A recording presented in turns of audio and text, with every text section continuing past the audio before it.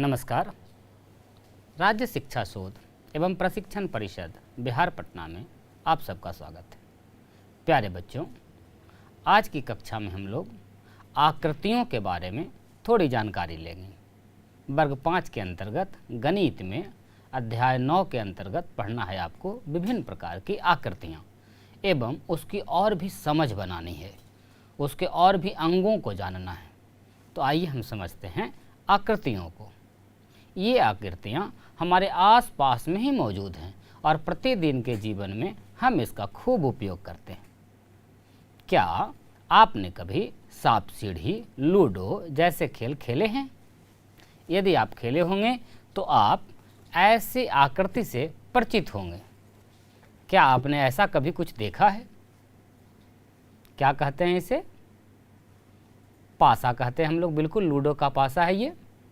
क्या आपके यहाँ किसी और भाषा में इसे कुछ कहा जाता है? आपकी क्षेत्रीय भाषा में इसे क्या कहते हैं? चलिए आपस में आप लोग बातचीत कीजिए और हम लोग चर्चा करेंगे कि ये जो पासा है एक खास प्रकार की आकृति है। ये जो आकृति है इसमें बहुत सारे सतह हैं एवं इस पर अंकित है क्रमशः 1 से लेकर 2, 3, 4, 5 और 6। बच्चों, ये जो आकृति है इसे और अच्छे से समझने के लिए हमें इसे खोलना पड़ेगा। तो यदि आपके पास ऐसी आकृति है तो उसे या पासा या लूडो का जो आपके पास डाइस है वो तो पूरा ठोस है, खोलने में थोड़ा दिक्कत होगा।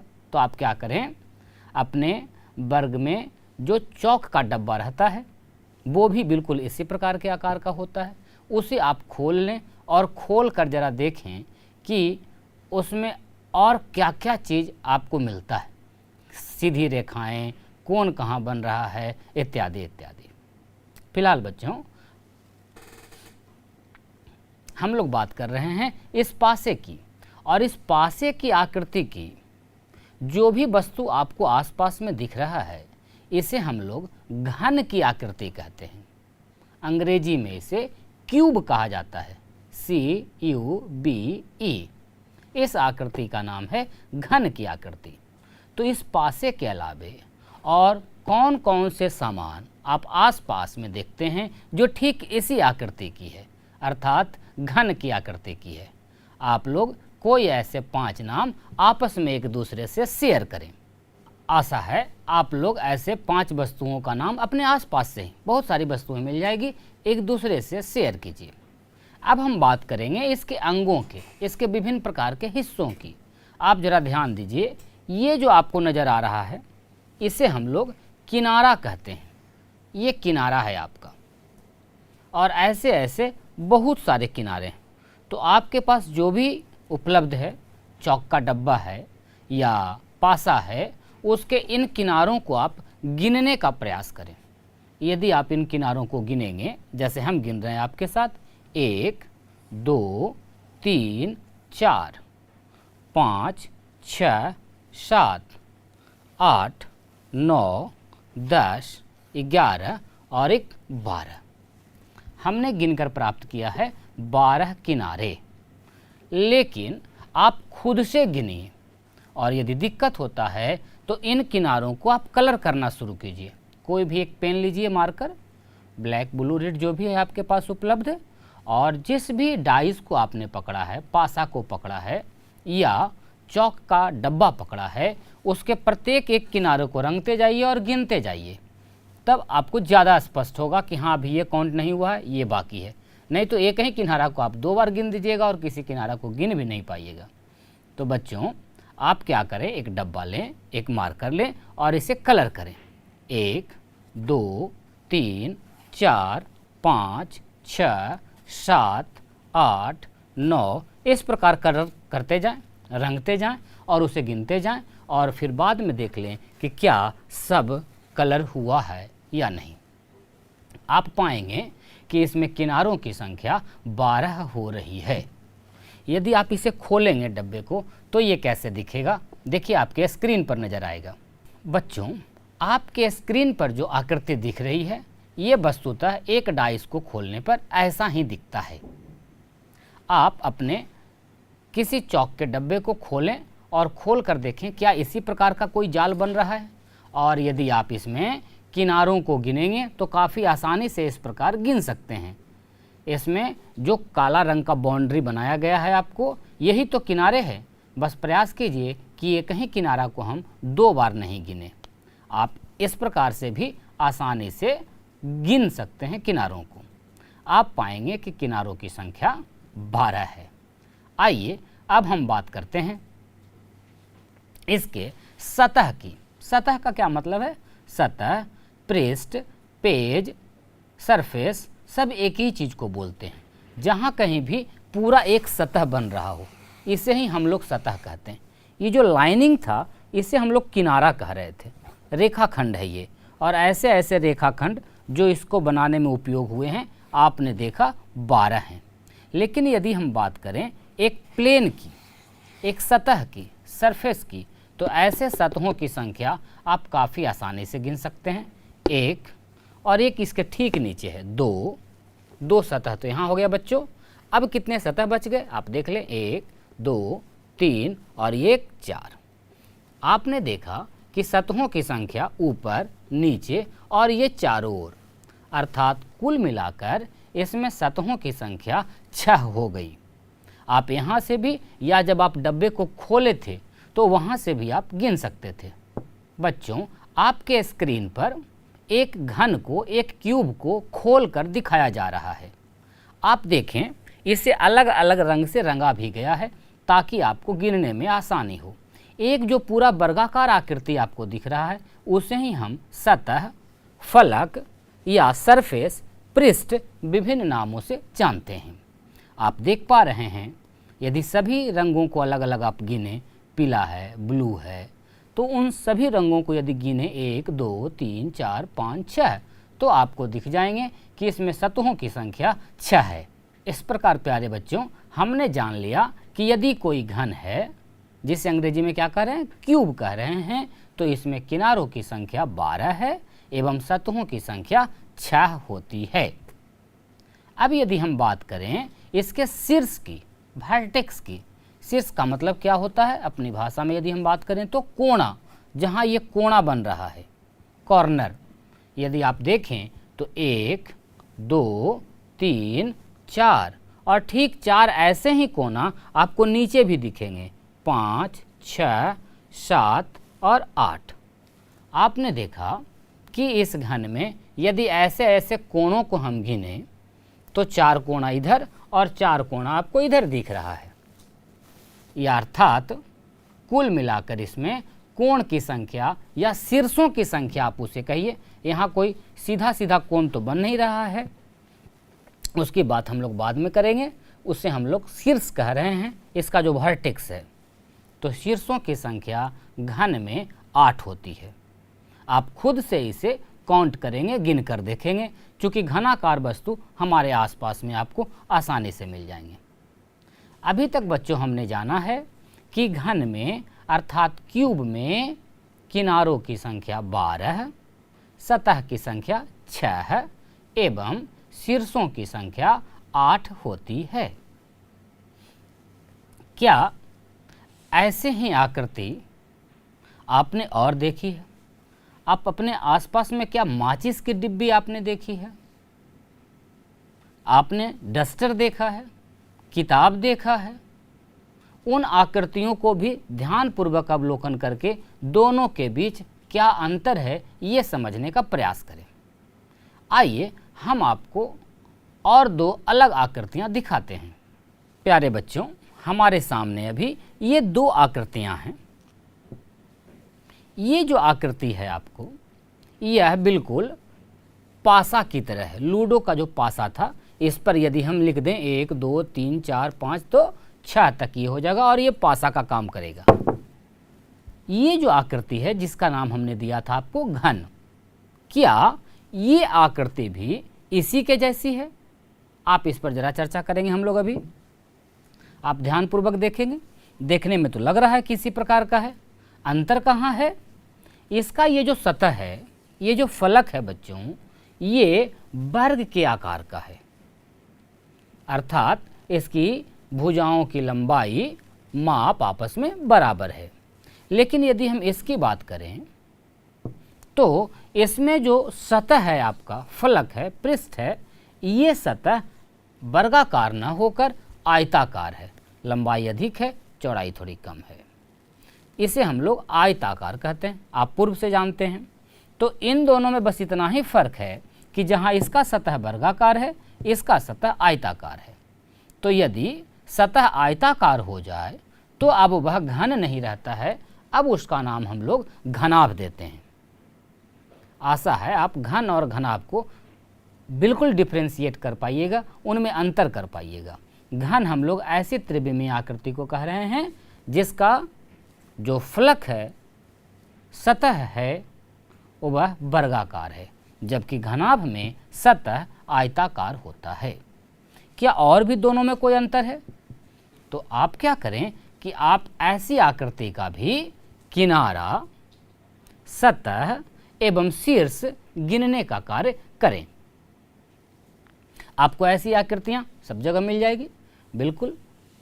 बोर्ड मिटाने का डस्टर या फिर माचिस की डिब्बी, ऐसी बहुत सारी आकृति, आपकी खुद का किताब, आपके यहाँ आलमीरा लगा होगा, आलमीरा, ऐसी आसपास में बहुत सारी वस्तुओं को आप ढूंढें और जो घनाभ के आकार का है उसमें भी किनारों की संख्या, सतहों की संख्या एवं शीर्षों की संख्या प्राप्त कर, पता कर, खोज कर अपनी कॉपी पर लिखें। बच्चों, आप पाएंगे कि घन हो अथवा घनाभ हो, दोनों में किनारों की संख्या 12, सतहों की संख्या 6 एवं शीर्षों की संख्या 8 होती है। प्यारे बच्चों, हमने मिलकर घन और घनाभ के किनारों की संख्या, सतहों की संख्या एवं शीर्षों को जाना है। ऐसी और भी आकृतियां हमारे आसपास में आपको मिलेगी। उन आकृतियों का भी अवलोकन कीजिए और खुद से ढूंढने का प्रयास कीजिए कि इसमें किनारा कहाँ है, सतह कहाँ है। जैसे ऐसी आकृति भी आपके आसपास नज़र आती होगी। गेंद आपको नज़र आता है, आपके पास ये बॉक्स है, बक्सा है स्टील का, लकड़ी का। ऐसी आकृतियों को आप जब देखें तो आप ढूंढने का प्रयास करें उसमें कि इसमें कहाँ कहाँ सतह है, किसे हम सतह कह रहे हैं। तो जैसे ये अगर आकृति हम आपको बताएं तो ये देखिए सतह बन रहा है, ये सतह है, आपको ये सब जगह से मुड़ा हुआ है, तो वक्र सतह हो गया। ये समतल सतह है आपका। किनारों की यदि बात करें तो जहाँ भी किनारा बन रहा है, ये किनारा है आपका। तो ऐसी कोई भी आकृति लीजिए और अपने मित्रों के साथ उस पर चर्चा कीजिए कि इसमें बताओ कितने किनारे हैं, कितने सतह हैं या कितने शीर्ष बन रहे हैं। ऐसे विभिन्न प्रकार की आकृतियों पर हम लोग चर्चा करेंगे। आपके एक्सरसाइज के लिए आपके पुस्तक में भी दिया गया है ऐसे ढूंढने के लिए। आइए हम लोग मिलकर कुछ करते हैं। बच्चों, अब आपके स्क्रीन पर कुछ आकृतियां दिखाई गई हैं। सबसे ऊपर की जो आकृति है आपके ही किताब से ली गई है। आप देखें, बक्से की आकृति जैसी है। घन है या घनाभ है, इसकी चर्चा आप करें आपस में। उसके बाद आगे के जो 3 बॉक्स दिए गए हैं ब्लू कलर के, उसमें वस्तुतः आपको डालने हैं किनारों की संख्या, सतहों की संख्या एवं शीर्षों की संख्या। तो आइए हम चर्चा करते हैं। सबसे पहला चित्र जो आपको बक्से का दिख रहा है, आप बताइए इसमें कितने किनारे हैं, कितने सतह हैं एवं कितने शीर्ष हैं। बिल्कुल सही कहा आपने, बंद बक्सा है तो इसमें सतहों की संख्या, फलकों की संख्या 6 है, किनारों की संख्या 12 है एवं शीर्षों की संख्या 8 है, क्योंकि ये किसकी आकृति है? घनाभ की आकृति है। ठीक उसी प्रकार से अगली आकृति एक पुस्तक की आकृति है और इसका आकार भी कैसा है बच्चों? घनाभ के आकार का है। और जब घनाभ के आकार का है तो आप समझ गए हैं कि इसमें किनारे कितने होंगे, सतह कितने होंगे एवं शीर्ष कितने होंगे। उसके आगे की आकृति पर यदि हम ध्यान दें तो ये एक कनस्तर है, टीन है जो ऊपर से खुला हुआ है। यदि आप ध्यानपूर्वक देखें तो इसकी भी आकृति घनाभ की आकृति के जैसी है। तो इसमें भी किनारों की संख्या कितनी होनी चाहिए? 12 बिल्कुल है। और यदि सतहों की संख्या की यदि हम बात करें तो हमने पढ़ा है कि घनाभ में 6 सतह होते हैं। लेकिन यदि इस आकृति को आप ध्यान से देखें तो इसके ऊपर का हिस्सा खुला हुआ है, यानी ऊपर से सतह जो है उसका ढक्कन जो है हटा दिया गया है। और 6 सतह में से जब एक सतह हम हटा देंगे बच्चों, तो अब उसमें कितने सतह बच गए आप बताइए। बिल्कुल ठीक समझ रहे हैं, सतहों की संख्या इसमें हो जाएगी 5। इसी प्रकार अगली जो आकृति है उस आकृति का नाम क्या है? बिल्कुल आप पहचानते हैं, इस आकृति का नाम है बेलन। ऐसी आकृति आपके आसपास में बहुत सी है, आसपास में ढूंढिए। आपके पेन की आकृति, पेंसिल की आकृति क्या इससे मिलती है बच्चों? तो इसमें आप देखिए कि कहाँ कहाँ किनारा बन रहा है। किनारों की संख्या कितनी है, सतहों की संख्या कितनी है, और क्या कहीं शीर्ष भी बन रहा है? आप पाएंगे कि इस आकृति में शीर्षों की संख्या 0 है, नहीं बन रहा है। और किनारा की यदि हम बात करें तो वह ऊपर में एक वक्र वाला बन रहा है, जो वृत्त है उसके बगल बगल से किनारा है, और नीचे भी जो एक वृत्त है वो वहाँ भी बगल बगल में किनारा है। तो यहाँ किनारा कोई सरल रेखा से तो बना नहीं है।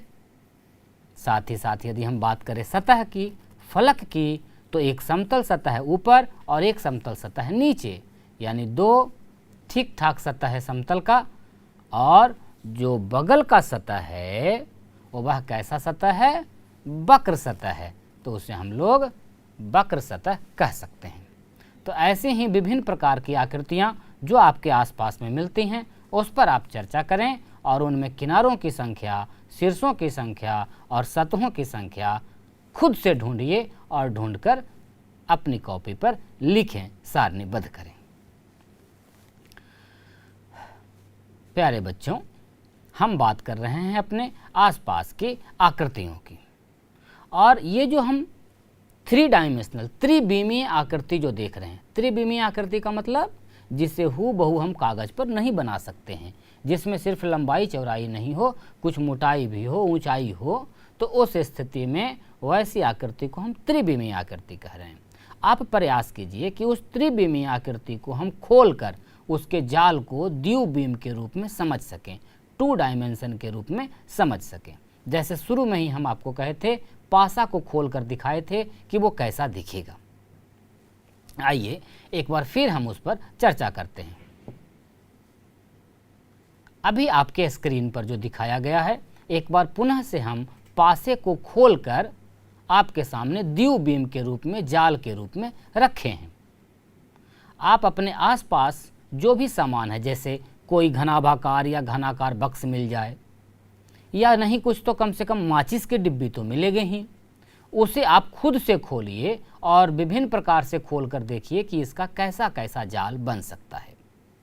आप 2 बच्चे मिलकर ये खेल भी कर सकते हैं। विभिन्न प्रकार की घनाभाकार वस्तुएं जुटाइए एवं उसे खोलकर द्विबीम के रूप में रखिए, 2 डायमेंशन के रूप में रखिए, और फिर देखिए कि उसका जाल किस किस प्रकार बनता है, और उस बने हुए जाल को अपनी कॉपी पर लिखें, अपनी कॉपी पर उसका चित्र बनाएं। आइए हम आपको, अभी हमारे पास एक माचिस है, ऐसी सलाई आपके पास भी होगी, ले लीजिए, या कोई डब्बा मिलता है उसे ले लीजिए, कोई भी आसपास का घनाभाकार या घनाकार वस्तु आप लें एवं इसे खोल कर देखें कि इससे कैसा जाल बनता है। खोलने का मतलब है कि इसमें से किसी एक किनारा को हमें हटाना पड़ेगा, प्रत्येक सतह को अलग करना पड़ेगा। सतह तो आप देख रहे हैं चारों ओर है, तो हम इसके सतह को अलग करते हैं। आइए कैसा बनता है जो हम आपको दिखाने का प्रयास करते हैं। आप भी आसपास में जो बेकार वस्तु है, जो बेकार डब्बा है, कार्टून है, उसे खोल सकते हैं और खोल कर ये पता कर सकते हैं कि वस्तुतः ये जो त्रिविमीय आकृति है, घन या घनाभ, उसे यदि द्विबीम के रूप में रखा जाए तो उसका जाल कैसा दिखेगा। ये देखिए हमने इस प्रकार आपको दिखाया है। ये देखिए, ये हम आपका खोल दिए हैं पूरी तरह से। आप भी ऐसा खोलिए, कहाँ कहाँ आपको दिख रहा है। देखिए एक सतह यहाँ था, ये वाली, एक सतह बीच में है, एक सतह यहाँ नीचे है, एक सतह यहाँ, और ये दोनों तरफ एक एक सतह, एक इधर और एक इधर, सब मिलाकर 6 सतह आपको नज़र आ रहे हैं। यदि आप इसे इस प्रकार रखें तो कैसी आकृति बनेगी ये देखें, और इस बनी आकृति को, ऐसे जाल को आप अपनी कॉपी पर इसको ड्रॉ करें, बनाने का प्रयास करें। और हमने जैसे खोला है जाल को, कोई ज़रूरी नहीं है कि आप भी वैसे ही खोलें, आप इसे एक दूसरे प्रकार से खोल कर देखें और पुनः कैसा जाल बनता है इसका निर्माण करें। तो ये आपके लिए खेल खेल में, एक्टिविटी में एक होमवर्क भी है कि विभिन्न प्रकार की जो 3 डायमेंशनल वस्तुएं, त्रिविमीय आकृति आपके आसपास में दिख रही है, जो बेकार की वस्तु है, काम की नहीं है, जैसे माचिस की खाली डिब्बी, जैसे आपका कार्टून, ऐसा कोई डब्बा जो बेकार हो चुका है, उसे आप पहले त्रिविम में बढ़िया से देख लीजिए, अच्छे से देख लीजिए, अवलोकन कर लीजिए, और उसके बाद उसके जाल को खोलिए और रख कर अपने कॉपी पर ड्रॉ कीजिए कैसा बनता है। आशा है आपको बहुत अच्छा लगेगा। इसके अलावे आपके पाठ्य पुस्तक में जो अभ्यास के प्रश्न दिए गए हैं, विभिन्न प्रकार की आकृतियों को पहचानना एवं पहचान कर उनमें उसके किनारों को ढूंढना, उसकी संख्या लिखना, सतहों को पहचानना, सतहों की संख्या लिखना एवं शीर्षों की संख्या लिखना, ये आप काम पूर्ण कर लें। आकृतियों की पहचान के बाद हम लोग और भी नई जानकारियाँ अगले अध्याय में लेंगे।